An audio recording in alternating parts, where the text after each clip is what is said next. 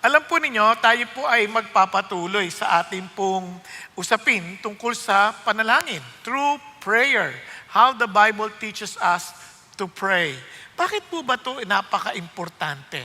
Alam ho ninyo, wala pong relationship na meron sa mundo na magpa-flourish ng walang communication. Now, dapat nating maintindihan, if you want to flourish and grow, no, yung relationship, ma-enjoy natin, kailangan nag-uusap. Ang Christianity po ay hindi lamang po joining a certain group, o sama kami dyan, Christian na kami, o sumali kami sa CSF. Hindi. It is a personal encounter with God na kung saan nagkaroon kayo ng personal relationship with Him. And obviously, kailangan nag-grow yan through communication. Kapag isipan niyo mabuti, alam na ni Lord yung ating mga pangailangan even before we pray. Tama? Bakit pa tayo magpe-pray? Kasi nga, ang idea is not only for us to ask what we need, but for us to grow in our relationship with Him. At ito po ang isang napakagandang bagay na dapat nyo maintindihan. Ang buhay po ay parang lakbayin, journey. At sa lakbayin, hindi naman nasusukat yan sa tagal ng taon na naglalakbay o kaya ay sa kilometrahe, wala doon. Nasusukat yan kung sino ang kasama mo. Tama? Kapag enjoy kayo, kahit na mula pa yan sa Tawi-Tawi, papuntang Apari, hindi kayo malulungkot kung mag-enjoy kayo nag-uusap. Magugulat na lang kayo, nandun na kayo, nandito na pala tayo. Di ba? Hindi mo na malayan yung tagal ng biyahe, hindi mo na malayan yung layo ng biyahe, kasi enjoy kayo. Pero kapag yung kasama mo, magkagalit kayo, naku po, yung halimbawa lang, pamunta kayo rito, tapos hindi kayo medyo meron tampuhan kayo mag-asawa. Talagang hindi natapos yung away ninyo. Nakababa na, napunta na sa kotse yung lalaki, yung babae, nag-iisip pa, ano kaya isasagot ko sa kanya mamaya? Ganun, di ba? Ano kaya sasabihin ko? Paano ko siya sasagutin? Sigurado, hindi na naman ko tatantanan nun. Ganun. O kaya naman, kung yung babae naman na medyo mas maraming sinasabi kaysa sa lalaki na siyang laging normal na nangyayari, hindi naman pag-iinsulto. Nagkataon lang na mas marami talagang sinasabi ng mga babae kasi mas matatalino sila. So, yung lalaki, takot na yung lalakad. Makapunta muna sa tendesita. Kasi nga, para ang tagal-tagal ng biyaheng papunta sa parking dahil lang sa hindi kayo magkasundo at natatakot ka, ano kaya ang maririnig ko sa kanya? Yung mga ganong tipo. And alam po ninyo, kaya kung walang Diyos na makakausap tayo, ang hirap.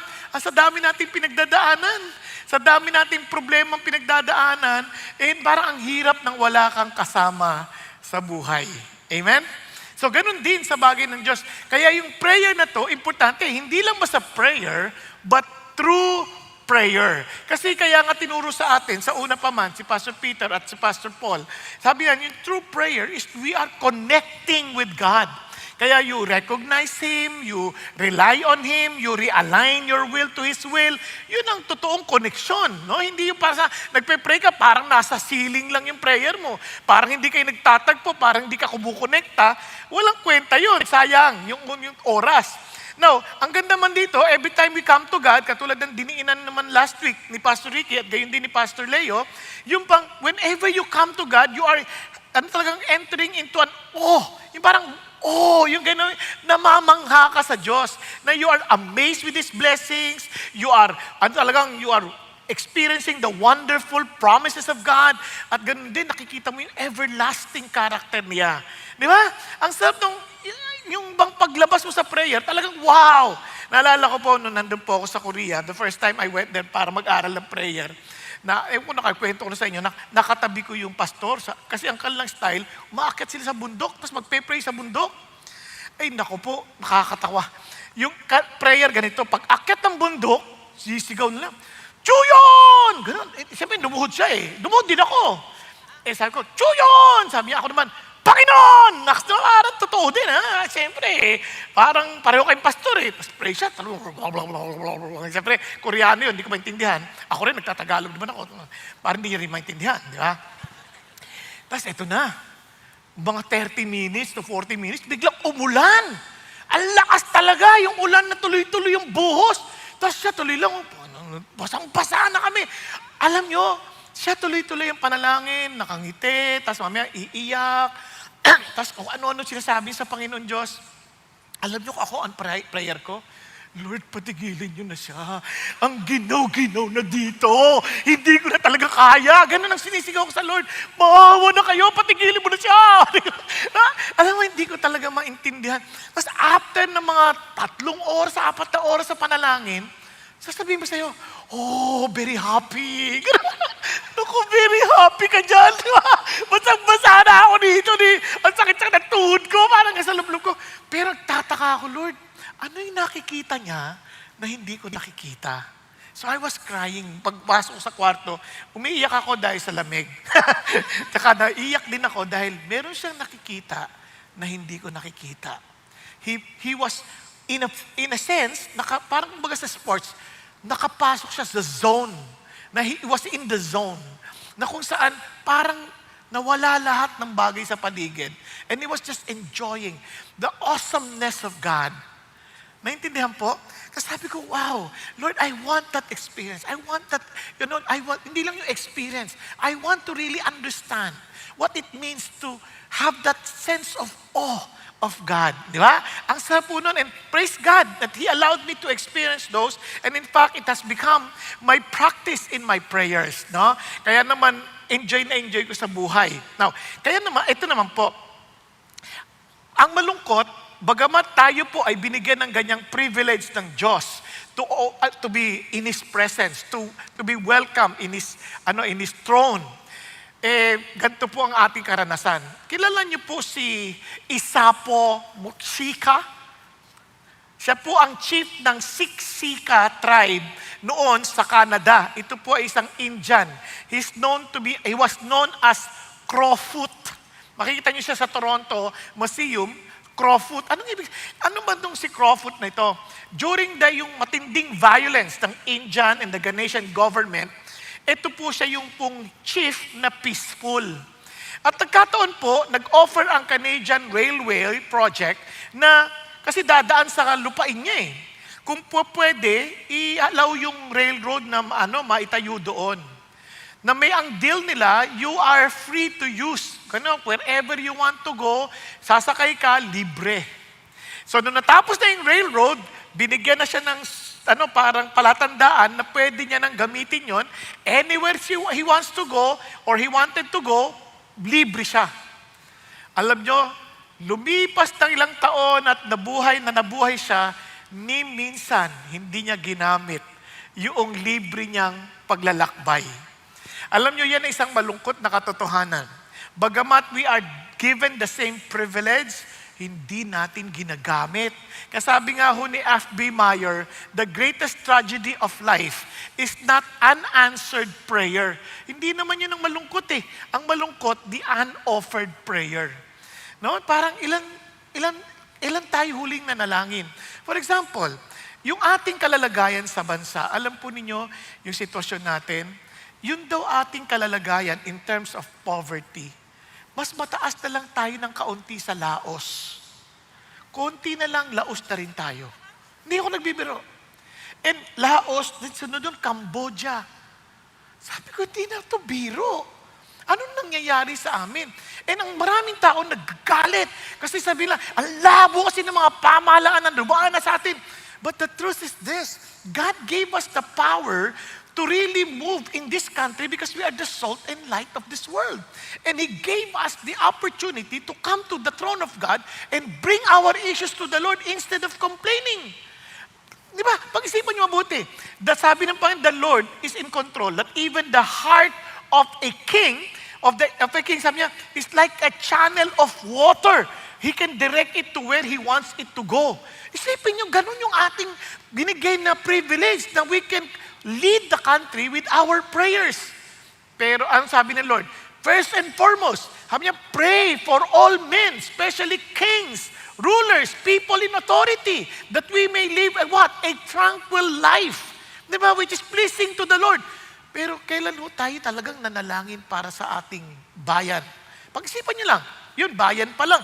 Kaysa na uubos ang oras mo na nagre-reklamo ka pa nagdadrive, ay, ano naman yung motorsiklo na yan, kinigit na naman ako, ay, ano naman yung mga sasakyan na yan, hindi man lang tumitingin sa basta, kaysa ganun din, mag-pray ka na lang. Ay, naku, ang saya-saya, ito talaga mga tricycle, ito mga motorcycle rider na ito, pagpalain ka ng Diyos nang makauwi ka na agad sa dapat mong kalagyan. Ang sama ng tono, no? Pero may galit pa rin. Pero what I'm saying is, why don't you just keep on praying? Lord, maging maayos naman po yung aming trapiko. Ako, nagpapasalamat ako siya, nagkaroon ng NCAP. Di ba? Bakit? Bumait yung mga driver. Subukan nyo, ang laki ng pinag-iba ng daloy ng mga sasakyan sa EDSA. Di ba? Answered prayer. Kasi lagi ako nagbabiyahe dyan, lagi nagpipray, Lord, kailan ba ito maayos? Kailan ito? Ang bait ng Diyos, nagka-NCAP. Di ba? Ang tagal na ni Lord nag-NCAP, no? Contact apprehension, ikaw na naman. Ikaw na naman. Ang tagal niya nang ginagawa, hindi natin pinapansin. Nung meron ng penalty, yun. Biglang bumait lahat. Tama? Hello? Di ba? Sino magsasabi sa inyo, answered prayer kayo? Biglang malungkot na naman kayo. Hindi, sa totoo lang. We need to keep on praying. Let's pray. God has given us that privilege. Now, alam po ninyo, sa ngayon, ang dami na naman nating kinakatakutan.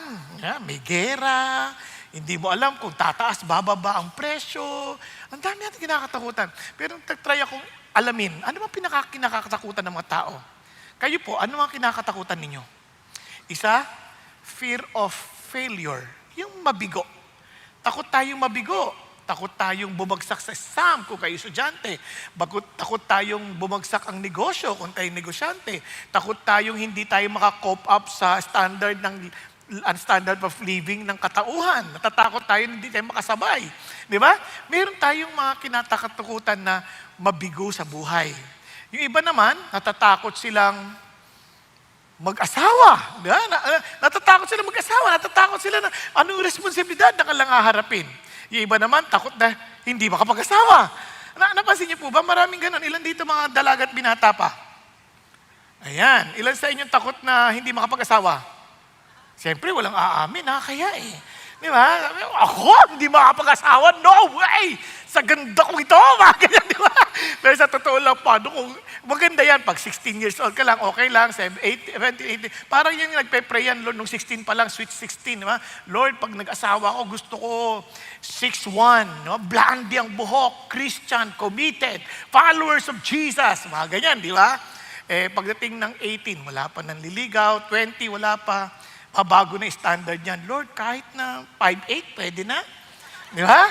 Basta, siya, Lord, committed, Christian, mga ganyan. So pagdating ng mga 30, wala pa rin nanliligaw, nagbabago na yung prayer, Lord, kahit na Christian, hindi na committed basta Christian na lang no? Saka kahit na height, pwede naman. Hindi naman na ako mapili, di ba? Pagdating ng 40, Lord, basta humihingat, mainit. Nagbago na lang. So, may mga ganon, may takot na na hindi makapag-asawa. Siyempre, may takot na mawalan. Yung mawalan ng mahal sa buhay, mawalan ng mga gamit, mawalan ng trabaho. Takot yan Mawalan ng magandang sweldo. So maraming kinakatakutan ng tao. No? Bukod pa sa, siyempre, sa digmaan, iba pa yan Iba pang takot yan. Pero, basically, pumapasok sa 4 lamang na kategorya. Pangangailangan, proteksyon, guidance o patnubay, kasi we're making decisions, paano kung magkamali tayo? And obviously, correction. Paano kung nagkamali na talaga? Natatakot ako, paano ako babawi? Nakuha ninyo? And I thank the Lord because our God gave us this. Through prayer, drives out fear. Pakisabi sa katabi nyo, true prayer drives out fear. Now listen, it's not prayer. It is true prayer. Nagkakaintindihan? Huwag tayo magkakamali. Nagpe-pray naman ako Bakit hindi ako nawawala ng takot? It's not prayer. It is true prayer. Ulitin niyo po, pakisabi niyo sa katabi niyo, lalim ng kanyang prayer. Nagpe-pray na siya na matagal, kanina pa. Pero sabihan niyo lang, guys, Kalipitin nyo. Alam nyo, true prayer drives out fear. Now, ikaw, anong kinakatakutan mo? May kinakatakutan ka ba? Ayan. Okay ba yan? May kinakatakutan ka ba? Sabihin mo sa katabi mo, ikaw, may kinakatakutan ka ba? Ayan. Parang natatakot kayo sa katabi nyo, ha? Di ba? Kasi ayaw nyo kausapin, eh. Now, tingnan natin. So, ano ba po ba yan? First, through prayer, asked. Ano ibig sabihin? Asked. Anchors in God's character. Through prayer, anchors in God's character. Through prayer, seeks God's presence. And through prayer, keeps waiting expectantly. Anong ibig sabihin nun? Punta tayo sa anchors in God's character. Ano ba yung anchor? Now, alam niyo po, ito pong barko na ito, isa sa pinakamalaking barko. Ang tawag dito, Seawise Giant, na kinalaunan, binatal siyang Happy Giant. At minsan, tinatawag na rin siyang, tinawag na rin siyang Jare, Viking, Nak, Nevis, and Mont. Ibig sabihin, bundok, ganyan. Tinuturing siyang pinakamalaking ship, isang super tanker, na hindi magkasya sa English Channel, hindi magkasya sa Suez Canal, at hindi rin magkasya sa Panama Canal. At alam ho ninyo, ang kanya pong anchor, ayan, ay nagtitimbang ng 68,000 kilos, at ang haba po ay 10 meters. Ganyang katindihan yung kanyang anchor. At nakaalagay na ho yan sa Hong Kong. At alam po ninyo, ang role ng anchor, pag yan po ay nilaglag na sa seabed, para anumang hangin ang dumating, anuman ang lakas ng bagyo, stable yung barko, hindi siya mapapadpad kung saan-saan. Bakit? Kasi po, pag tayo po ay naunahan ng takot, ang daliho nating magdesisyon, ang daliho nating mawalan sa direksyon. Magkamali ng desisyon at mawala sa direksyon. Yan ang nangyayari. Kasi nga, pag nagmamadali ka, natatakot ka na, minsan kung ano-ano ginagawa natin eh. Hindi na tayo nakakapag-isip ng maayos, hindi na natin pinag-aaralan mga bagay-bagay. Maraming tao natakot ho sa mawala ng pera. So may nag-alok lang ng negosyo, agad-agad, nagbigay na kaagad. Kasi feeling niya, kikita ka na ito, galing-galing ng paliwanag. At the end of the day, lugi. Di ba? Kasi sisihin ng Diyos to, ang labo nyo naman eh. Ba't naman nalugi-lugi ito? Bakit nyo pinahintulutan? Yung iba naman sa takot na hindi makapag-asawa, basta may nandigaw na lang. O sige na, sagot na yan. Di ba? Huwag ko na patagalin. Hindi na pinag-isipan. Tao ba talaga yan? O hayop, di ba? Hindi mo alam, di ba? Sa totoo lang. Kapag hindi ka, kapag ikay natatakot, hindi ka nakakapag-isip ng matino eh. Wala kasing angkla. Meron ka dapat angkla na batayan kung saan, ito pa rin, kahit anong mangyari, dito lang ako. Para hindi ako mapadpad kung saan-saan. Kaya po sa ating pagkakataon ito, yung angkla natin dapat nakaangkla sa karakter ng Diyos. No matter what happens, hindi siya magkukulang sa akin at hindi niya ako pababayaan. Okay? Now, tingnan niyo po, sabi ni David. Si David, ang dami niya pong bagyo. Ang daming bagay at dahilan na pwede siyang matakot. Pati sabi niya, the Lord is my light and my salvation. Whom shall I fear? The Lord is the defense of my life. Whom shall I dread? Pansinin po ninyo mabuti. Yung the Lord. Napansin niyo po ba? Tingnan niyo po mabuti. At kung may Bible kayo, mapapansin niyo, lahat po yan capital. Bakit po yan capital letters? Hindi yan yung Lord na Adonai. Ito po yung Lord na Yahweh. Yung Yahweh po is a personal name of God. Binibigay niya ito sa mga taong meron siyang relasyon. Mayroon siyang relasyon, hindi ito binibigay kahit kanino. For example, sa aming pamilya, mayroon din kaming mga pangalan na kami-kami lang ang gumagamit. It's too personal na hindi madalas ginagamit ng mga kaibigan at kakilala kasi hindi nila alam. Halimbawa, yung panganay kong anak, John. Minsan tawagan namin John, mga ganun. Sa bahay lang yan, it's too personal. Pero sa iba, ang sa kanya, Sam or John Sam, mga ganun, kasi John Samuel siya eh. Ngayon, yung isa namang anak, Frances, Sarah, no? Hindi, yung iba nahihirapan, Francis, kaya nagiging lalaki, babae yun. So, Frances, Sarah. Pero ang aming tawag sa kanya, very personal, Lala. Naapektuhan kami ng Teletubbies. Lala, lele. So, very personal yung development nun eh. Hindi yun pwedeng, kunyari ako, sa bahay namin, ang tawag na akin, hindi basta bongi. Ang pangit, no? Pero still, it's so personal na pag ginamit ng iba, nakaka-insulto. Pero pag ginamit ng mahal mo, it's okay because you know you have relationship. Are you following? Yung pangatlo ko naman, dahil kambal yun, Pauline. Yung isa, Lin. Ang tawag namin, Lin. O kaya Lin, minsan ganon. Yung isa naman ay Daniel. Ni lang, ni. Ganon. Alam na namin, kabi-kabi lang gumagamit nun. Kasi it's too personal. Are you following? Kahit sa asawa ko, ako lang gumagamit nun, sweetheart. Pag ginamit na iba yun, sasapakin ko. Pa-sweetheart ka dyan. Sweetheart ko yan. Hindi, di ba? Kasi it's too personal. Same thing with God, the Lord. And look at this. Is my light. It's too personal. Hindi yung parang napaka-generic si God. Oh. Kaya kahit kilala mo si God, kahit alam mo ang every characteristic ni God, pero kung wala kayong ugnayan, useless yan. Para ka nasa isang glass cage, nakikita mo si God, natatanaw mo siya, pero wala siyang magawa because you are separated by a glass. Kaya maraming mga tao, kawawa, they're praying, pero yung prayer nila parang hanggang ceiling lang. Parang, Lord, parang parang di mo ako pinakikinggan. Parang hindi tayo nagtatagpo. Kaya marami, kahit nagwo-worship, hindi nila ma-enjoy yung pagkanta nila sa Diyos kasi sa prayer with a tune, hindi nagko-connect. Parang, it doesn't mean anything to me. Kaya hindi nila ma-enjoy yung kanta. Kanya pag ginagawa, all my life is, you have been faithful. Ano yun? What does it mean to? Wala eh, kasi I never saw you faithful in my life. Why? Because you never been with God, in a sense, in that close proximity. Wala kayong ganong intimacy. So how can you say you're so faithful? How can you say you're so beautiful na ang layo-layo mo sa Diyos? Kaya nga sabi niya, the Lord is my light and my salvation. Hanggat hindi yan naging personal, walang mangyayari. Kaya mapapansin nyo, even sa Lord's Prayer, na tinuro niyo sa mga disciples, Our Father, who art in heaven. Tatay mo ba siya? Talaga ba may relasyon kayo sa Kanya? Parang ganito, kahit anong bait ng tatay mo, kung wala kayong ugnayan sa Diyos, wala din. Kung kunyari, ang bait ng tatay ng anak ko, sabihan, itong batang to, ang bait ng tatay niya, halimbawa anong pangalan mo, Iha? Oh, ikaw.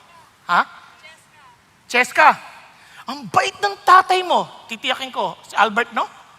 Baka mami, Arnold na naman eh. Diba? Ang bait ng tatay niya, si Albert. Di ba? Ano ngayon? Wala naman akong relasyon sa kanya. Yung ginagawa ni Albert sa'yo, hindi naman niya gagawin sa akin. Nakuha ninyo? Kaya wala yun. Kaya ganun din sa Diyos. Grabe ang kapangyarihan ng Diyos. Hindi naman niya gagawin sa akin.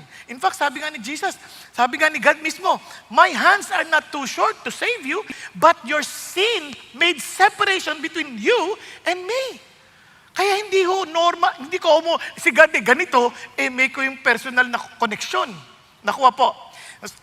Kaya sabi niya, the Lord is my light and my salvation, and He's wonderful. Tingnan niyo po Sabi niya, when evildoers came upon me to devour my flesh, my adversaries and my enemies, they stumbled and fell.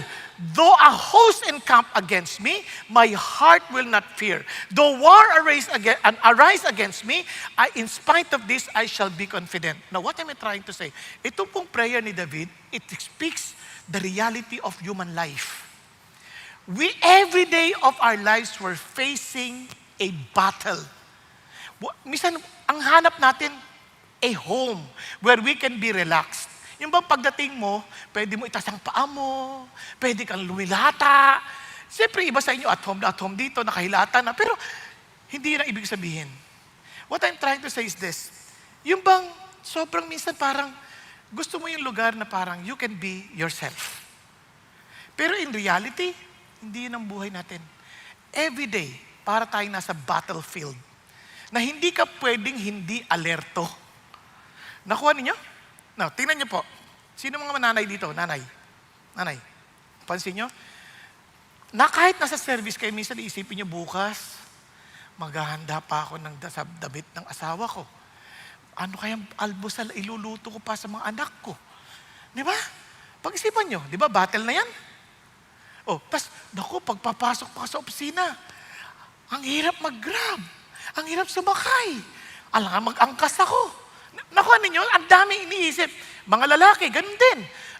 Araw-araw, meron tayong hinaharap na hamon. Araw-araw, mga bata, papasok na naman. May assignment, ano ba yan? Baka surprise quiz pa si teacher. Hindi ako ready. Battle, everyday. Kaya nga sabi ng Lord, ang buhay natin, 70 to 80 years old, ano yung pinagmamalaki natin? Puro kahirapan. Kaya ba papansin niyo mga kwento na matatanda?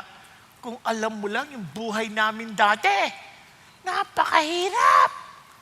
Kayo ang sasaya ninyo. Noon, hinahabol kami ng aso, gagawa lang ng assignment. Kayo, isang click lang, hindi pa kayo gumagawa ng assignment. Tama? Hello? Kalabit mo yung katabi nyo. Napansin nyo ba? Pagod na yan. Kaya pag-isipan nyo mabuti. Laging may hamon sa buhay. Sasabayan ka pa ng mapabili ng ganito, papabili ng ganito, papa, mama. Tapos yung mga anak naman, ano ba? Hingi ka ng hingi ng pera. Kailan ba kayo nagbigay? Walang katapusang gera. And that is life.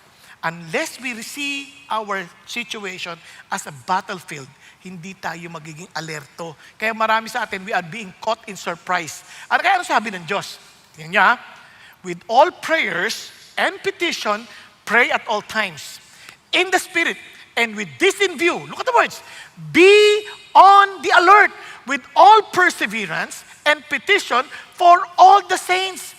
Sabi niyo, dapat handa kayo palagi, praying for one another, praying for the rest of the body, kasi we should never face the battle alone. We need to be working together as one body. Kaya nga meron tayong Let's Connect. Kasi minsan wala tayong connection, walang magpe-pray para sa atin, wala tayong kasama pag humarap tayo sa mga problema ng buhay mag-asawa, problema ng asawa sa anak, problema ng magulang sa anak, problema ng anak sa magulang, wala ka matakbuhan. And you can run to God, but nonetheless, you're still suffering and you don't know what to pray and how to pray. But at least, kung meron kang kapatid, you can pray for one another, kaya lang hindi alerto. Ibig sabihin, kailan magpe-pray? Pag nandun na sa problema. Napansin niyo bang turo ng Diyos? Lead us not into temptation, but deliver us from evil. Hindi pa dumarating, nagpe-pray na. Kaya we need to keep on praying. We need to be alert.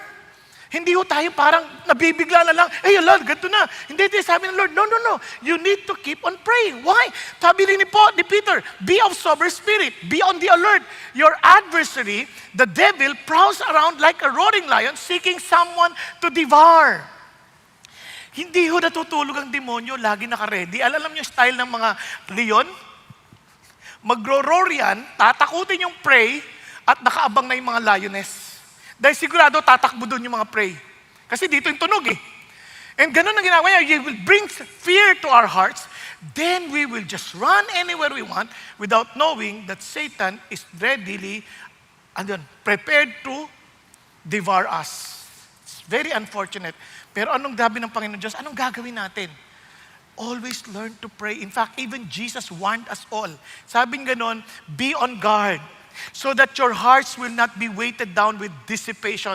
Yung parang to the point na pagod, in full exhaustion, ubos ng energy, and drunkenness and the worries of life. Why?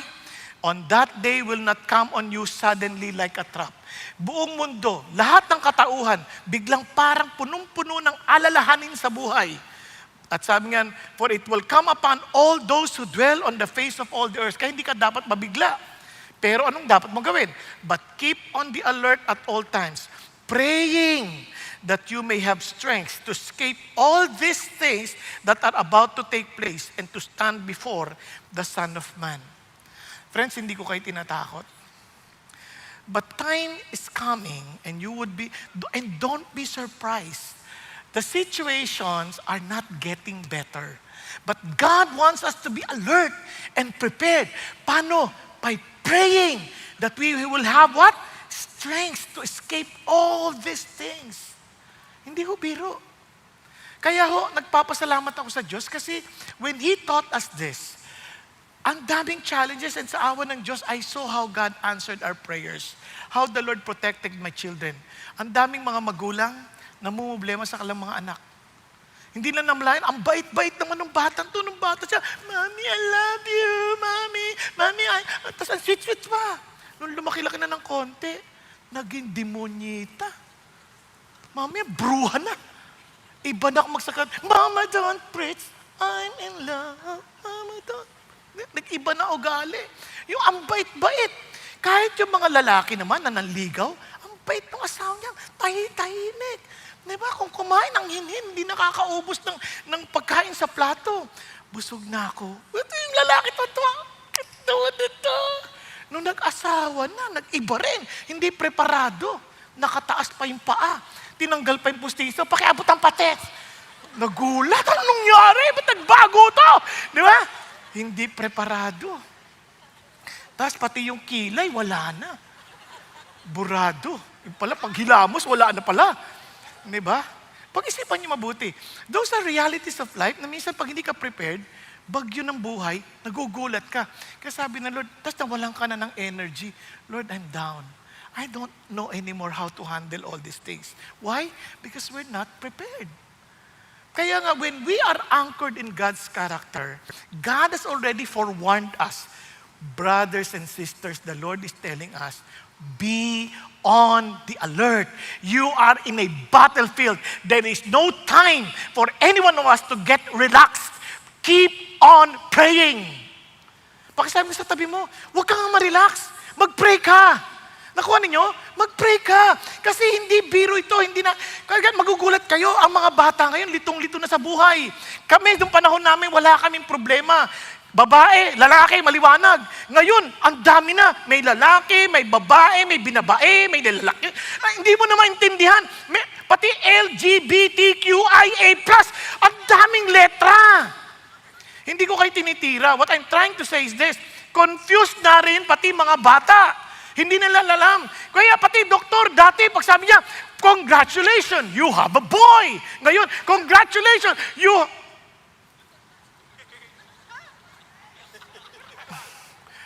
It's up to you. Ganun ba yun? Diba? Ang lungkot eh. Sa totoo lang. Bakit? Masama ba? O mabuti? Di na. Kayo nakakaalam. If you're anchored in God, ang simple ng buhay na binigay ng Diyos sa atin. Pero very confused ang tao. Lagi pa sasabihin pa sa eskwelahan. Nandito nakikinig sila, nagbabasa ng Bible. We were created by God. Pagdating sa school, galing ka sa unggoy. Ha? Tapos, ganitong-nito na ako. Pagtingin mo sa salamin, mukha nga. Patay. Lalo na. Hindi, wala kang energy to fight against it. Bakit? Kasi wala eh. Labo eh. Nakuha ninyo? We are not alert. And in fact, ito pang challenge. Yung tatay na inaasahan mo, na gagamitin ng Diyos to represent God, kaya nga God Himself called Himself Father, wala sa atin. Nasa ibang bansa, sacrificing Himself to be away from the family, to establish a family. At nagkataon naman, dahil sa lungkot niya sa ibang lugar, He established a new family. Walang energy. Hindi madali. Kawawa yung mga bata. Kaya nga, alam niyo, kung wala yung Diyos na pinaghahawakan natin, naku po, saan ka magtitiwala? Kaya nga nagpapasalamat ako sa Diyos nung Father's Day, na hindi ko naman po sinasadya. Nakapunta ako ng Tugigraw last week. Bigla lang may nagsabi sa akin, Pastor, nabasa mo ba yung pinost ng anak mo? Siyempre ako, concerned ako kasi kinakabahan ako sa mga nagpo-post ng mga bata ngayon eh. Kasi may mga bata nagpo-post, magpapakamatay na raw, hindi alam na magulang. So sabi ko, ganun ba? Anong pinost niya? Ay naku, basahin mo. Di ako naman, siyempre kinakabahan ako ha. Ito yung pinost niya. Mukhang pogi naman ako, okay naman. Mukhang hindi naman masama. So binasa ko na. Ito po. Ito, hindi babasahin ko ito hindi para magmalaki, kundi gusto ko lang sabihin sa inyo, mamaya, ang dahilan. Happy Father's Day, my father dear. Yan po yung aming mga personal endearment sa bahay. Ang tawag ay father, mother. My hero, my best friend, my role model. I praise God for giving us someone like you. Seryoso sa lakad with Jesus, hindi lang practice what you preach, kundi you preach ano ang ginagawa mo na. You are so prayerful. You seek after God's heart always. Kitang-kita sa buhay mo na buhay si Jesus sa'yo. Masiyahin ka, mapagmahal, masipag, may prinsipyo at direksyon sa buhay. Matalino. Hindi ko matanggap kasi. At marami pang katangian na di ko basta-basta mahahanap kanino man. Thank you for being a great Father. Sabi niya, fully submitted kay Jesus, kaya na-lead mo kami, na-provide, na disiplina, na alagaan ng maayos. Thank you pati kasi correction or points to improve, di mahirap magsabi sa'yo kasi willing ka to improve.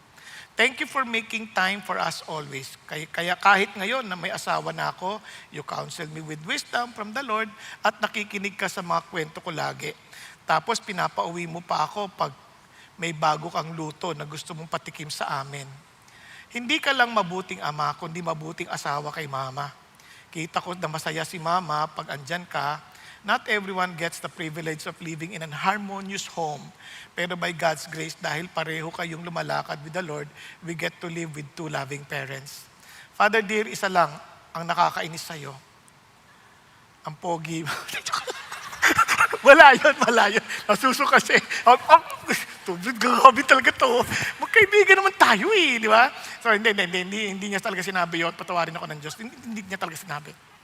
Ito sabi niya, Father dear, isa lang ang nakakainis sa'yo. Sa sobrang buti mong tatay, madalas akong umiiyak kasi namimiss kita.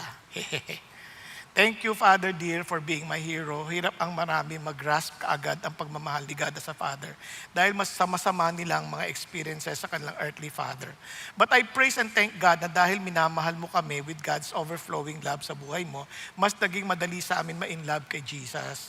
Hindi lang kami ang napamahal kay Jesus, kundi ang mga taong nakikinig sa preachings mo. Thank you for pointing us to Jesus, and iyon ang pinaka-importante sa lahat. Mahal na mahal kita, Father dear. Thank you. Now, ito po kaya ko ito binasa sa inyo, kasi iniisip-isip ko ito lagi. Yung pinaka-mabuting tatay na alam mo sa lupa, kasi iba nasasaktan din yung tatay, no?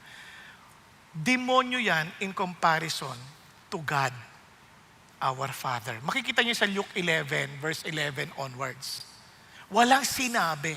So iniisip-isip ko, kung ang tatay ko, si God, perfect, sa palagay nyo, hahangarin ba ni God ang kabutihan sa buhay nyo? Sino naniniwalang ganun ang hangarin ng Diyos para sa'yo? Kung tatay si God na perfect, sa palagay mo, hangad niya kaya ang pinakamabuting bagay para sa'yo? Bakit taas ang kamay? Di ba? Yung hindi, nalilito kayo, hindi kayo naniniyak. Di ba? Ngayon, kung ang tatay natin, hangad niya pinakamabuti sa atin, at ang tatay natin sa langit ay makapangyarihan, at kaya niyang gawin yung magandang bagay para sa atin, ano pang dapat nating ipag-alala? Pag-isipan ninyo. Hindi lang siyang mabuting tatay, He is able to do what He wants and what is best for us. Ngayon, kung wala tayong personal na ugnayan sa Diyos, mahihirapan tayong hindi matakot. Kasi nga, kung hindi mo siya kilalang kilala at wala kayong ugnayan na masasabi mo, tatay mo siya, ay wala. Kahit anong bait ng Panginoon Diyos, hindi ka magbibigyan ng kapanatagan sa puso. Naunawaan po. Kaya nga, napaka-importante, it is too personal. The Lord is my light and my salvation. Whom shall I fear? Unless that is true to you personally, hindi mo masasabing hindi ka matatakot. Because only God, in His reality in our lives, can give us the courage to face every battle in our lives, whether it's daily, weekly, monthly, yearly, and regardless of our bigger enemies, they are nothing compared to God. Naunawaan po? Kaya, ang lungkot na maraming tao, ang tingin nila sa Diyos, pang-reliyon lang. Walang reality sa kanilang buhay. Kaya yan po ang hamon natin sa inyong lahat. Now, ito pa pong dugtong ng Lord. Kaya naman, even in our prayers, itong tinuro na, pansinin natin nyo, tingnan nyo kung paano mag-pray si David na dinala niya sa kanta. Sabi niya, the Lord is my light and my salvation, whom shall I fear? Yun ang pinaka-verse 1 niya. The Lord is my defense. Napansin niyo po ba, nung nagturo ang Lord ng prayer, unahin mo, our Father, who art in heaven, hallowed be thy name, thy kingdom come, thy will be done on earth as it is in heaven. Ni hindi nauna yung give us this day. Ni hindi nauna yung forgive us our sins. as we forgive our debtors. Na hindi nauna yung lead us not into temptation, but deliver us from evil. Nauna yung talagang pagmamataas sa Panginoon Diyos by telling God who He is until He becomes so big that everything, every problem we face, nagiging maliit na maliit. Naunawaan po? When Nehemiah realized na yung wall sa Jerusalem, sira, and they were talagang very prone for the attacks of the enemy, ano sabi agad? Una niya sabi, God, you are the sovereign God. You are the God of the covenant. Agad-agad si God ang kanyang focus. In Acts chapter 4, verse 24, when they were told not to preach the gospel, to stop preaching about Jesus, the first thing they did, oh God, the sovereign God, they keep on praising God first. Kasi minsan, yung problema, sobrang laki sa atin, ang liit ng Diyos. Kaya we have to start by really declaring who God is. Kaya nga ho, kung hirap kayo, start with singing to the Lord. Di ba, isipin mo, all my life you've been so faithful. Biglang, oo nga, no? Oo nga, no? Kunyari, ako, may binigdadaanan ako. Ang una, you are the creator of the heavens and the earth. Lord, you created everything by your words. When you said that there be light, you just said it, oh God. Doon pa lang, lumalaki na yung yung pananampalataya mo. Yes! Why should I be afraid? Naku ha? Tingnan nyo, the Lord is my light. Agad-agad, kung liwanag yan, kasi kung dilim yan, the enemy will take advantage of darkness to attack me. Tama ba? Andiyan pa ba kayo? Pag-isipan nyo, kung siya yung liwanag ko, ano itatago ng enemy? Sa negosyo, may kausap ka, may panlilinlang, may tinatagong information. But if you are with your God and you know that you prayed about it, ipapakita yun ng Diyos sa iyo. May kasama akong kaibigan ko na negosyante, nagpe-pray siya. For some reason, sabi ng Lord, i-check mo yung record na yun. For some reason, hindi niya kamag-anak niya kasi yun kaya hindi niya, okay lang sa kanya. Bigla na lang niyang chinek. Then he realized, ninanakawan siya ng kamag-anak niya. Di nahuli. Walang lusot. God is able to help you in your businesses.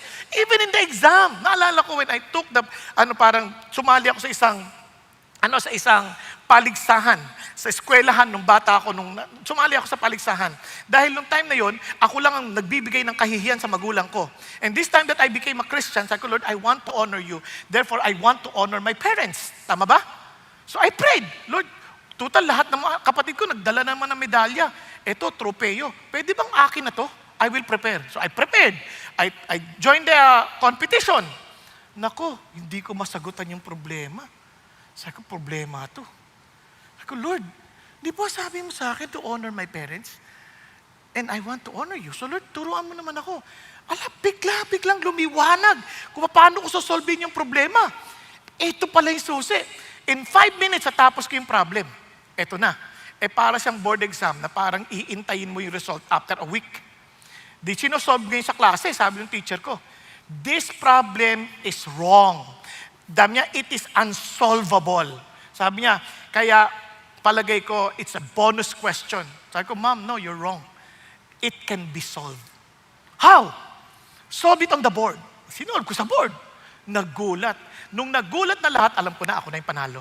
Kasi hindi nila alam, pati teacher, di alam Sabi ko, ako na panalo dito. And alam nyo, sabi ng teacher, paano mo nalaman? Si Lord is my light. Nagkakaintindihan? And alam nyo ho, yung teacher ko mismo tumanggap kay Jesus Christ.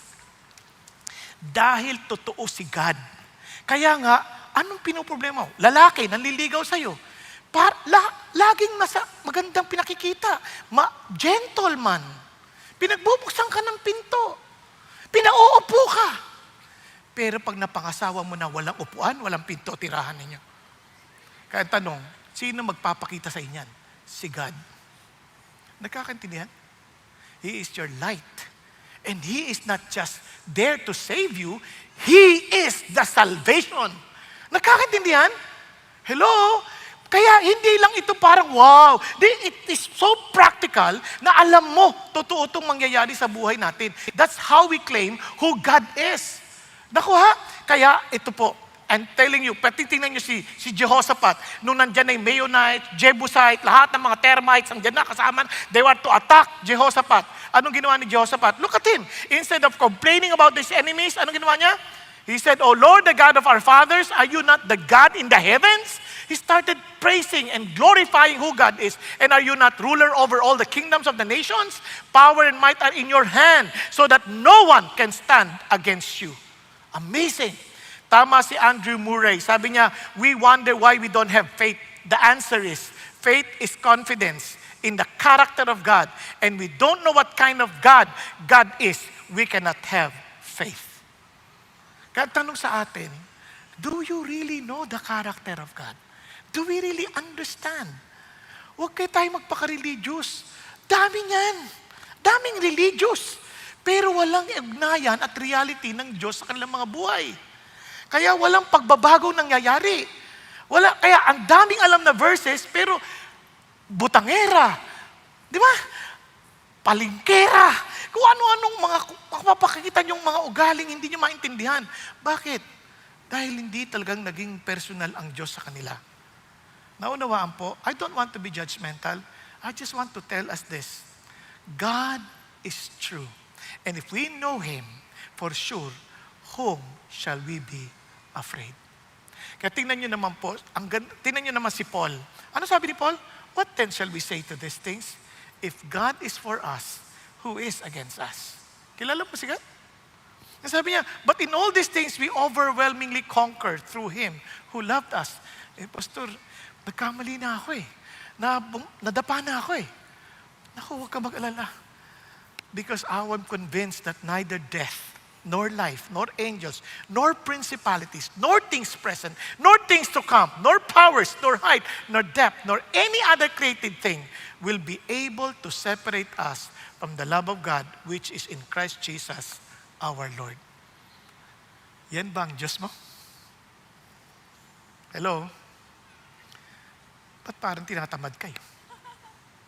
Di pag-isipan niyo. Alam niyo, naalala ko tuloy, si Martin Luther umuwi ho sa bahay. Nakita niya asawa niya nakaitim. Sabi niya, ba't ka nakaitim? Nagluluksa ako. Ba't ka nagluluksa? Patay ang Diyos. Anong kalapastanganan pinagsasabi mo? Sabi niya, hindi. Tuwing nakikita kita na wala kang sigla sa Diyos, lagi kang galit, laging mainit ang ulo mo, lagi kang magulo ang iyong kaisipan. Nakikita ko, patay ang Diyos. Natauhan si Martin Luther. Naisip niya, para siya sinampal na magkabilang sampal di ba? Ngayon, tingnan niyo po yung katabi niyo. Tingnan niyo nga kung buhay ang Diyos.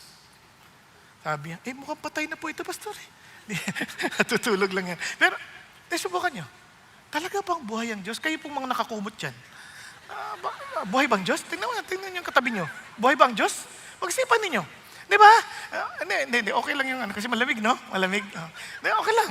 Pag-isipan niyo. Yung katabi mo, partner. Sa palagay mo, buhay bang Diyos? Di ba?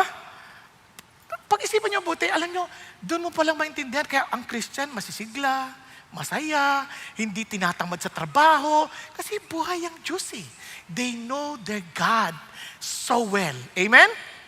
Amen po? Now, look at this. Kaya hindi ka kailangan magmanipula. Tingnan niyo si David, nung sinabi niya itong kanta na to, hinahabol siya ni Saulo. Papatayin siya ni Saulo kasi nasiraan ng ulo to siya sa ulo Di ba? Hindi talaga nainggit. Sa sobrang inggit, gustong papatayin si David. Now, alam niyo, nagkaroon ng pagkakataon si David kasi pumasok ba naman sa kuweba na kung saan namamalagi si David, dun dumumi si Saulo. Huling-huli. Sabi nung patayin mo na yan, pagkakataon na yan. But because he knew his God, He is a powerful God, sabi niya, hindi ko kailangan gawin yon. Hindi ko kailangan manipulahin ang sitwasyon. Kasi sabi niya gano'n, tinan niyo behold, this day your eyes have seen that the Lord hath given you today into my hands and the cave. And some said to kill you, but my eyes had pity on you. And I said, I will not stretch out my hand against my Lord, for He is the Lord's anointed. Amazing, no? He knew His word, the Lord of God. He knew the character of God. Wag na wag mong gagalawin yan. Ako namili dyan. Pero malabo siya, masamang tao siya. I know, but si David, because he knew his God, he obeyed his God. And alam nyo, at the end of the day, si Saulo namatay, hindi yung kanyang kamay ang pumatay kay Saulo. The Lord took out Saul dahil si David ang tinalagaan ng Diyos maging hari. Bagamat 15 years old pa lang siya, inanoint na siya maging hari, pero marunong siyang magintay dahil meron siyang Diyos na pinagtitiwalaan. Naintindihan?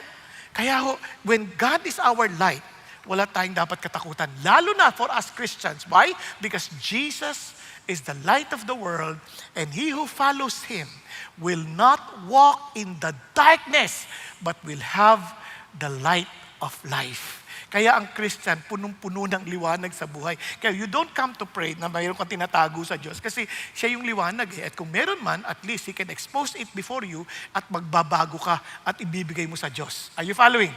Hallelujah. Praise the Lord.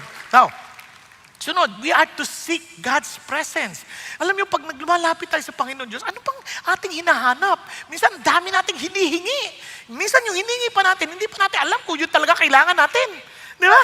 Parang we praying for something na hindi tayo sure kung yun nga talaga kailangan natin. Kaya be very careful. Kasi naalala ko tuloy yung mama, kumakain siya, alam niyo, may kasama siyang ostrich. Di ba? Tapos, pagka nag-order siya, hihilingin niya lang sa ostrich, ibibigay yung pambayad. Sabi niya, sino yung ostrich na yan? Bakit lagi mo kasama? Meron akong fairy godmother. Nag-pray ako na sana meron akong laging long-legged chick. Yun, yung binigay niya sa akin. Ang pangit. Mukhang ostrich ka, long-legged chick. Diba? Kaya minsan ingat tayo sa mga hinihingi natin kasi minsan di natin talaga alam yung gusto natin eh. Pero ganun din, when we are to pray, there's only one thing that we are to seek. Ano yan? Tingnan niya ha? One thing I have asked. Pag sinabi mo one thing, this is my only priority. This only thing. Kung ba hindi man dumating lahat ng bagay, eto sapat na. Naunawaan po? Hello? Di ba? Parang kahit na wala na iba, eto sapat na. And anong gusto niyo mangyari? That I may dwell in the house of the Lord all the days of my life, to behold the beauty of the Lord and to meditate in His temple. Now, pag-isipan niyo mabuti. Alam niyo, sa totoo lang, imposible yung hinihingi niya eh. Kasi kung literally, yan ang hinihingi niya, he can never be in the temple of God. Bakit kamo? Only the priest and the high priest can enter the holy place of God. Walang pwedeng iba. Naman? So, in other words, itong si David, he was asking the Lord na siya po ay magkaroon ng experiential meeting with God, where he can dwell in the presence of the Lord, where he can behold the beauty of the Lord, and meditate in His temple. Kahit wala siya doon literally, nandun siya experientially. Naunawaan. Now, ito pong amazing. Hinihingi niya to kasi for you and for us to be with the Lord is only by His grace. Hindi ito parang, ako na, hahanapin ko si God. Hindi eh.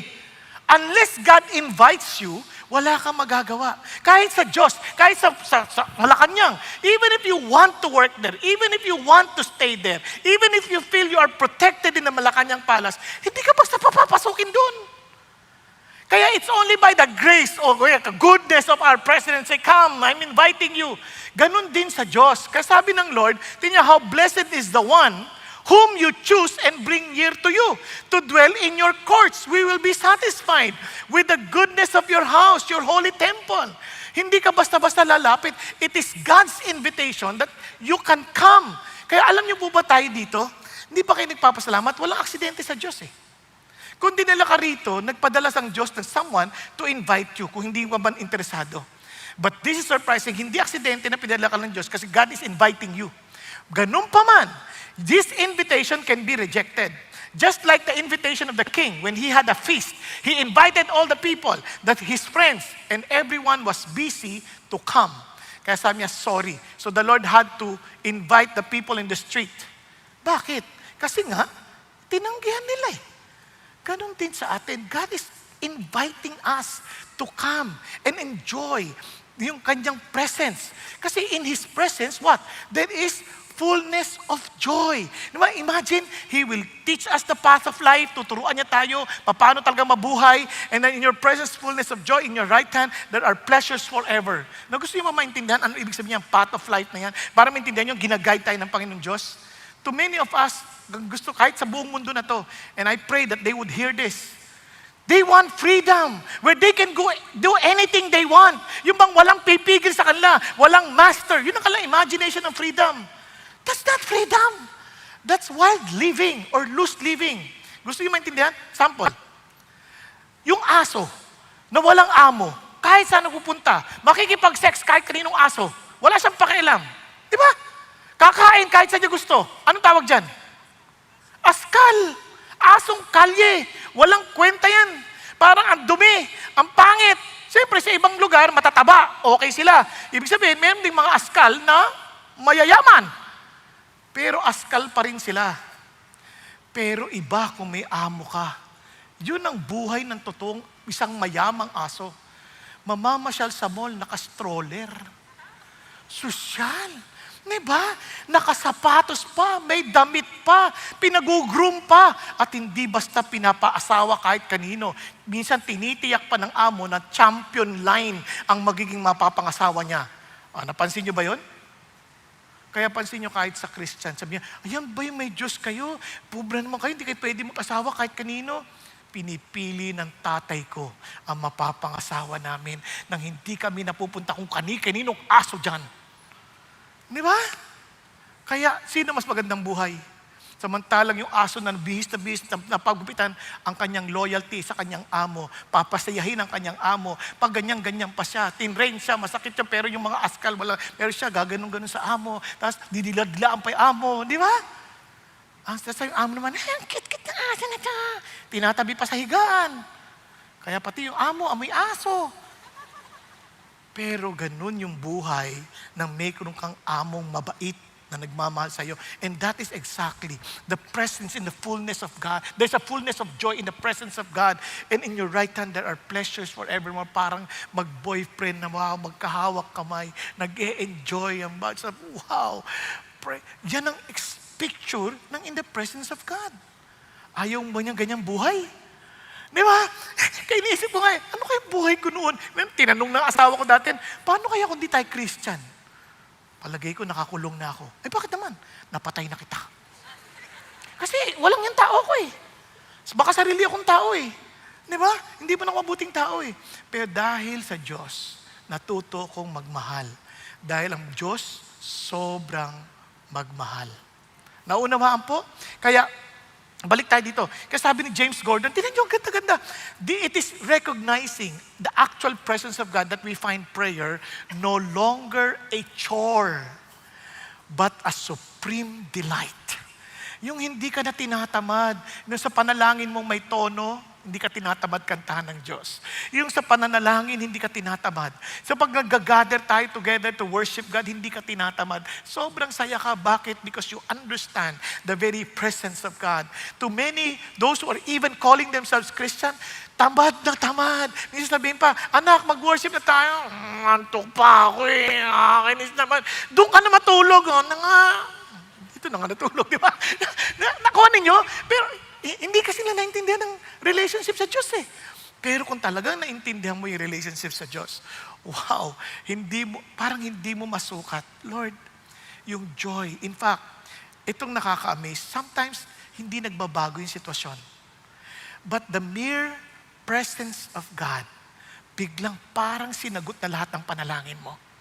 Ewan ko kung familiar po kayo sa awiting ito. Narinig niyo na ba? When answers aren't enough, there is Jesus. Ano sabi niya? You have faced the mountains of desperation. You have climbed, you have fought, you have won. But this valley that lies coldly before you casts a shadow you cannot overcome. Just when you thought you had it all together, you knew every verse to get you through. But this time, all the sorrow broke more than just your heart. And reciting all those verses just won't do. Yung bang kahit ano pa yung verses na alam mo, parang wala nangyayari. But, sabi niya, when answers aren't enough, there is Jesus. He is more than just an answer to your prayer. And your heart will find a safe and peaceful refuge. When answers aren't enough, He is there. Noon sa dati kong ministry, when I was being to be kicked out, not knowing what's next, and I could not see any light at that moment. Itong song na to, somehow God used. I mean, instead of asking why did it happen, think of where it could lead you from here.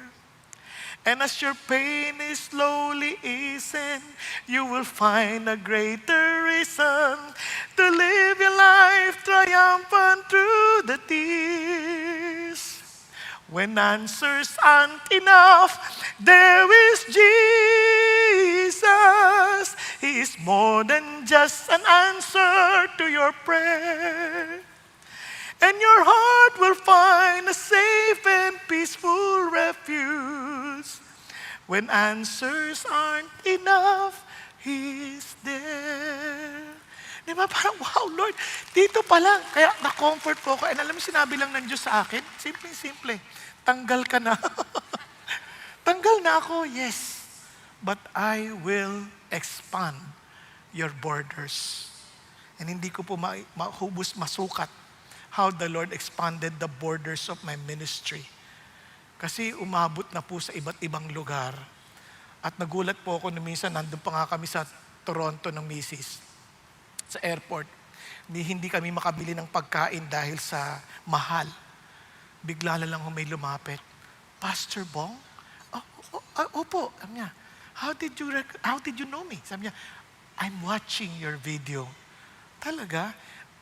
Pwede po bang maupo lang kayo sandali? Sige. Aba, nag-order ng food. Sabi ko, Lord, thank you. You not only expanded my border, but also my tummy. Diba? Amazing God. God is alive. And God is true. Mga kapatid, itong tanong sa atin, what are you seeking for? Friends, Jesus is always inviting us to come to Him. Tingnan niyo naman po, balikan natin sa Psalm. Sabi niya dito, sabi niya, for in the day of trouble, He will conceal me in His tabernacle. Kasi yung tabernacle, no one can enter that. Everyone who enters that's not a priest and is not a high priest, he will die. And when he was imagining that he's entering into the tabernacle, ano sinasabi niya? Lord, I know you will protect me. Everyone who comes in, for sure, they will die. In the secret place of His tent, sabi niya, He will hide me and He will lift me up on a rock. Parang you are being placed above your enemies. Di ba? You're being placed above your enemies. And look at what He said. And now my head will be lifted up above my enemies around me. And I will offer His tent sacrifices with shouts of joy. I will sing, yes, I will sing praises to the Lord. Amazing. Now, ito pa, tinan niyo. And hear, O Lord, when I cry with my voice and be gracious to me and answer me. When you said, seek my face, my heart said to you, your face, O Lord, I shall seek. Talagang, Lord, pag sinabi mo, gagawin ko and I will surely seek your face. Anong ibig sabihin nun? To dwell is to enjoy your very presence, to behold the beauty. Anong saysay na maganda yan? Ang ganda ng kotse, naglalaway ka lang, hindi mo naman mahawakan, hindi mo mai-drive, hindi ka makaupo. When He said to behold your beauty, Lord, ito yung kotse, ang ganda-ganda, tas pinahawak sa'yo, pinaupo ka pa sa manibela, pinaandar pa sa'yo, brum, di ba? Tapos pinapa ka ba? Oh! But this is it! Yun ang exact sabi niya, Lord, ito yung Diyos na I'm enjoying you. And I will be meditating. Na pagkatapos ko lang namin experience, I'm always meditating. Ang sarap ng andar niya. Grabe, napaka-smooth ng kanyang mga manibela. Pati yung cambio, ang daling gawin. Pag-apak mo, sisipa talaga. Wow! Iba. Hindi yung parang, ang ganda, grabe. Sana ako din. May mga salita pa natin, sana all. Hanggang doon na lang. Bakit? Hindi ba siya available sa'yo? Yan ang sinasabi ng Panginoon. Alam niyo pong pinakamaganda? The Lord is inviting us. Come on, seek me with all of your heart and you shall find me. Pagdating pa sa James, come on, draw near to God and He will draw near to you. Cleanse your hands. Sabi niya, and purify your hearts. You double-minded. Come to me with the single-mindedness of seeking me. At ang pinaka-importante, when Jesus Christ died on the cross, He tore the veil that separates the holy place and from the Holy of Holies, where He was telling everyone, you are all welcome. Why? Because this temple is already destroyed. I am the true temple. I died and I rose again from the dead, and everyone is welcome to enter into this temple. And in fact, hindi na lang yon. Binaligtad niya pa, you are the temple of the Holy Spirit where the Holy Spirit will reside in you. Pag-isipan niyo. Di ba basahin? Bakit? Ang fruit ng Holy Spirit, love, joy, peace, patience, kindness, goodness. Di ba?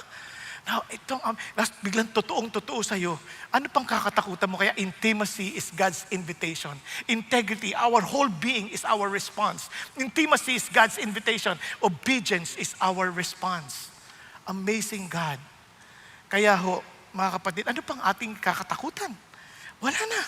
Ano pang dapat natin? Kaya nga alam niyo po, sa totoo lang, malungkot din, maraming tao hindi na naintindihan ng Diyos. Kasi sabi nga, for me, to live is Christ and to die is gain. Minsan, ang dami nating hinahanap. For me is to just have a husband or a wife. No, for me, I just want to have a house. For me, gusto ko lang makita mga anak ko makatapos sa pag-aaral. For me, ang babaw. Kaya at the end of the day, pag namatay ka, loss. Isarap nung one thing I have asked. For me, to live is Christ and to die is gain. Di ba? Alam niyo po, nag-uusap kami sa kaibigan ko, senior citizen, sabi niya, Pastor, kung ang buhay 70 years, 64 na ako, 6 na taon na lang buhay ko. Sabi ko, di ka na senior citizen. You are a saint citizen. You are a citizen of heaven. Think of eternity.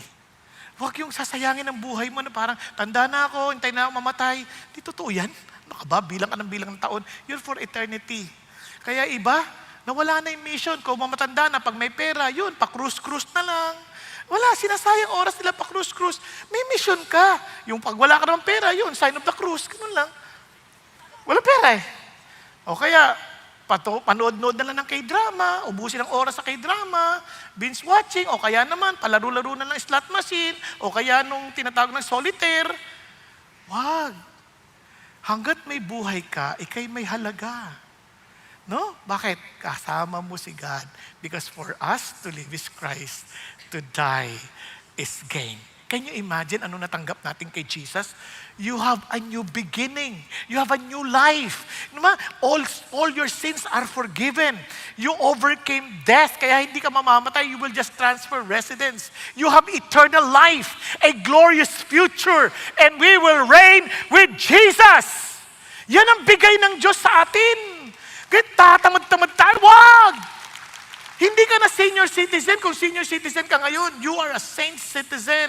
Kung ikaw naman ay hindi ka pang maabot sa citizen, ikaw ay PWD, kalimutan mo yan, you are pogi with discount. Diba? Wala kang disabilidad.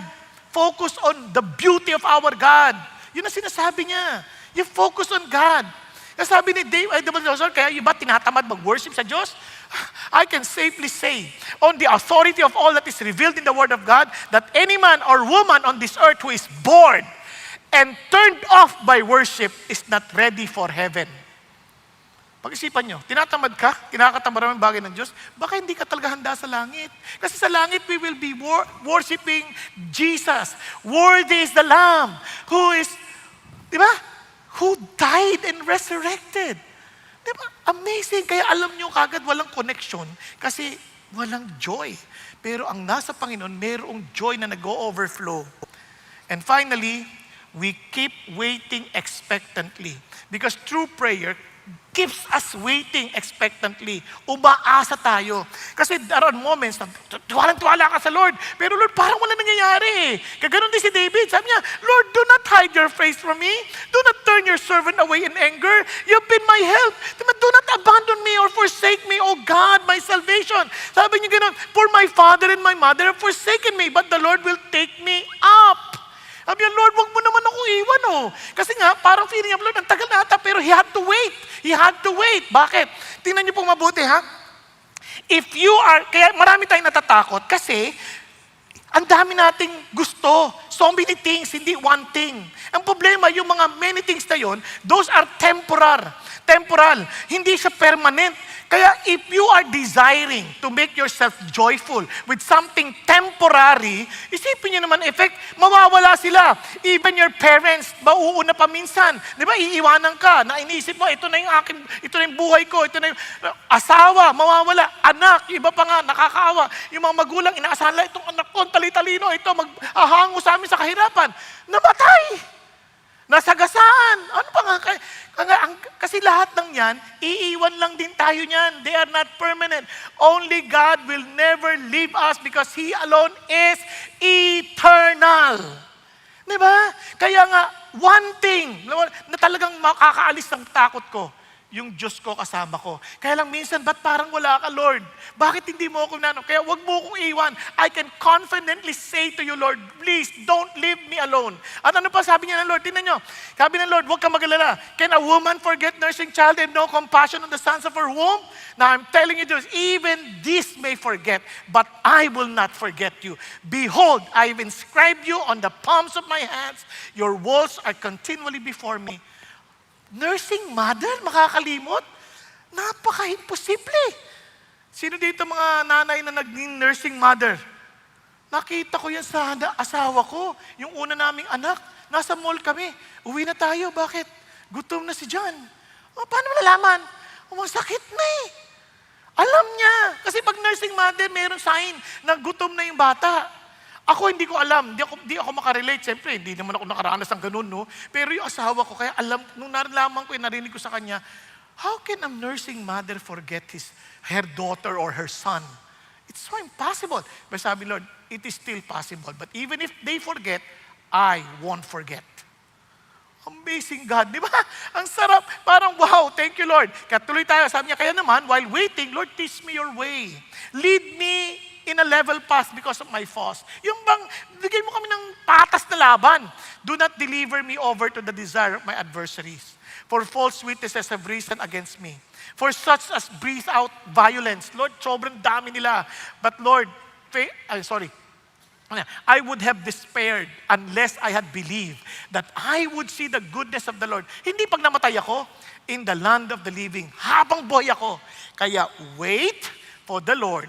Be strong and let your heart take courage. Yes, wait for the Lord. Kuha natin? Hintay tayo. God is not answering right away because He's preparing us for the greater blessing. Yun ang tiyak ako. Pakinggan lang ho natin sandali yung testimony po nila Richie at saka ni Adele Dabi, yung pastor po natin sa Davao. Nakaka-amaze ang ginawa ng Diyos sa kanila. Panoorin po natin. I lived a turbulent, hedonistic, and sinful lifestyle until Jesus found me and saved me by grace through faith 20 years ago. Today, it's our privilege to share how God carried us through the greatest storm of our lives as a husband and wife, as parents, and as disciples of Jesus. Adela and I had been married for 30 years. We have 3 wonderful children, Tricia, Ivan, and Ethan. Despite my colorful and troubled past, God graciously entrusted to us His work in CCF Davao. Everything was going well until December 31, 2017. We noticed our 15-year-old son Ethan's left side was weakening. He struggled to wear his footwear and using his dominant arm. A checkup confirmed our worst fear, a brain tumor near the brainstem. 2 inches in size, it was deep, inoperable. Worst of all, he had 6 months to live, according to the doctors. The news hit like a tsunami. Disappointment, fear, and sorrow swept through our family. As a father, it was heartbreaking. But I anchored myself in God's character. John 10:10 reminded me, the thief comes only to steal, kill, and destroy. I came that they may have life and have it more abundantly. So I didn't ask God why, because I thought it was an insult to the all-knowing or omniscience of God. Instead, I prayed for wisdom and strength, believing He is all-powerful. And God answered me through Psalm 46:10. Be still and know that I am God. God's presence was evident. He sent our D group, our fellow believers, to pray for us and support us and journey with us. We clung to the hope that God could heal our son Ethan, whether supernaturally or through science. And we continued serving the Lord with sincerity and gladness in our hearts as a family. Ethan was homeschooled and became very active in Elevate. He shared Jesus with others and remained joyful, full of hope, full of life. But ministry pressures and financial challenges arose. The enemy was relentless, merciless, and unforgiving. I wanted to give up many times, but God is faithful. He assured me I was up against a defeated foe and sent people to encourage and help us. In December 2018, Ethan's doctors allowed him to join a trip to the Holy Land since the tumor had not grown. But after returning, his symptoms worsened. In January 2019, MRI showed 20% increase in size. Still no pain, but with constant nausea and increase in paralysis. We asked God for guidance. A neurosurgeon offered to debulk the tumor. It was risky, but we prayed. And God gave the same answer. Be still and know that I am God. Craniotomy was pushed and was successful. However, biopsy showed the tumor was aggressive and wouldn't respond to chemo. So he completed the radiation treatment. But on August 27, 2019, despite medical interventions, Ethan had a major seizure. The tumor grew to 4 inches, bigger than it was first detected. More seizures came, so he was placed in palliative care. As a father, it was so devastating to see my son dying. But we prayed. Still, we hope. On September 25, 2019, God took my son home. I heard his last words, I am a child of God, and heard his last breath. Death was real. I outlived my son. He was declared dead by the doctors. But I believe God can still raise him, so I asked for more time in the hospital bed to pray. When he was taken to the morgue, I went with him and I prayed to God that he would raise him there. In my light moments with God, I prayed, Lord, you know the name of my son. Please raise him only because it would be very scary if you would raise the other bodies in the morgue. I still believe God can raise him. That I came with him for embalming. I believe God could raise him, but God did not, because it was his ultimate healing, and his predetermined time is up to be with Jesus forever. The joy of knowing he is a child of God surpasses all the difficulties.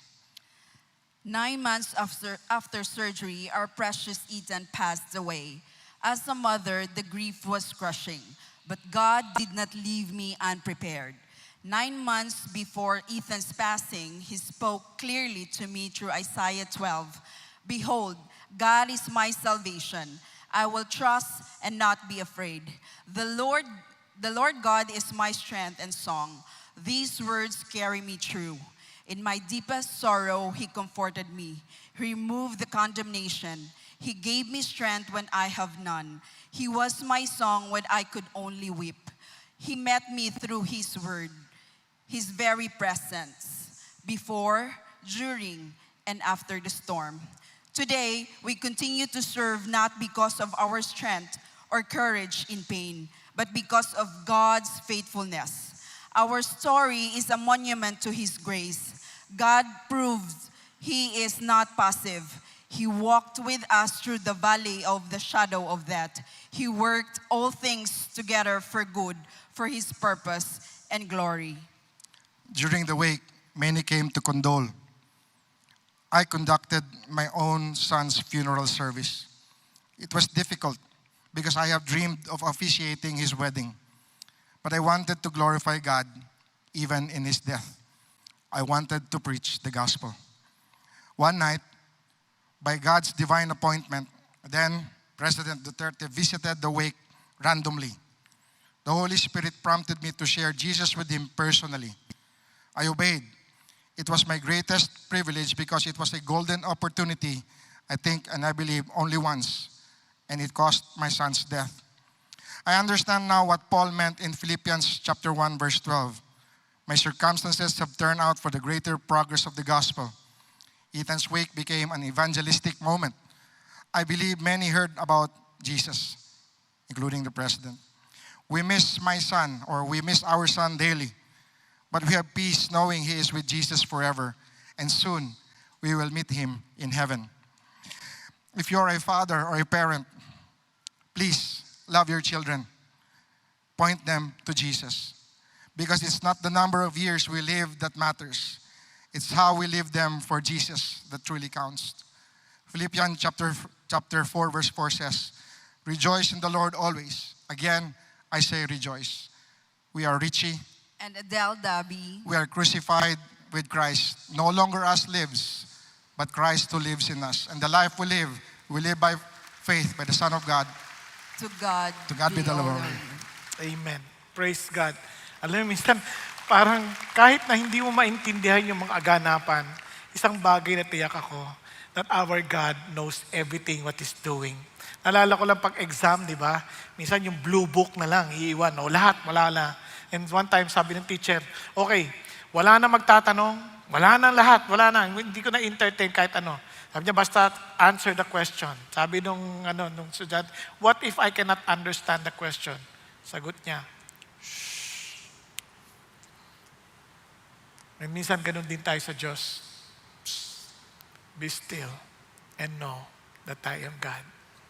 Nung inahabol si David ni Saul, sabi niya, kailangan tumakbo na ako. Then, talagang papatayin siya, tumakbo na siya. Pumunta siya sa Philistine. At doon sa King Akish. Sabi niya, nakita siya. Ito yung pumapatay na 10,000 Pilistino. Tapos Palestino. Tapos si Saul, 1,000. Sabi niya, di niya alam gagawin niya. And he prayed to God. And alam niyo po, ito ang nasabi niya. Nung nakatakas siya, tinuruan siya ng Lord, nagbaliw-baliwan siya. And sabi niya, "Oh, taste," ayaw gumalaw. "Oh, taste and see that the Lord is good. How blessed is the man who takes refuge in Him. The young lions lack and suffer hunger, but they who seek the Lord shall not in want of any good thing." Pag di mo natanggap, it only means hindi yan mabuti sa'yo. Kaya mga kapatid, let me just say this, kapag di ka nakakatanggap ng sagot ng Lord, tulad na sabi ni Bill Hybels, if the request is wrong, God says no. Di makakabuti sa iyan. If the timing is wrong, God says slow. Di pa time. If you are wrong, God says grow. Lumago ka pa. But if the request is right, and the timing is right, and you are right, God says go. You see, friends, answered prayer is not simply when God does what we tell Him we would like Him to do. Rather, answered prayer is when God says no, yes, slow, wait, or not yet, because God's answer to our prayer is always to send the Holy Spirit to fulfill the will of God in that situation. Praise God. Kaya po mga kapatid, as we close, tayo pong sandali ay yumuko at pumikit. Tanungin natin ang ating mga sarili. Talaga bang meron akong confidence na masasabing, He is my light and my salvation? Yung bang hindi ko ina-assume o nagiging presumptuous na meron akong ugnayan sa Diyos? Alam mo, the Lord is inviting you to come to Him. He invited you. He brought you here. But it's up to you whether you will accept His invitation or not. Kaya naman, sabi ni Lord, come, those who labor and heavily laden, and I will give you rest. But you have to learn from me, for I am humble and meek. Huwag ka na magmalaki. Huwag ka na magmatigas. Be humble. Kapatid, if the Lord is talking to you, will you please humbly raise your hand to God and say, Jesus, ako yan. I need you. Jesus, I want to seek you with all of my heart. Kung kayo po yung kinakausap na, yes, taas mo yung kamay mo sa Diyos, huwag ka mahiya. Yes, yes, yes. Hallelujah. Thank you, Jesus. Yes, yes. Hallelujah. Thank you, Jesus.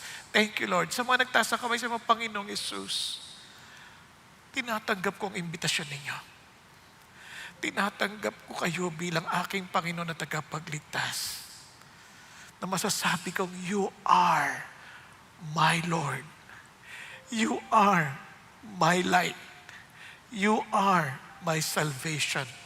Whom shall I fear? Thank you, Lord Jesus, that you died on the cross for my sin. Thank you that you have promised me eternal life. And thank you, Lord, kung mapagkakatiwalaan ko yung buhay na walang hanggan na alok ninyo, Ano pa ang mga ikakatakot ko sa mga pansamantalang hamon ng buhay ko? Thank you, Jesus, O God, that you are our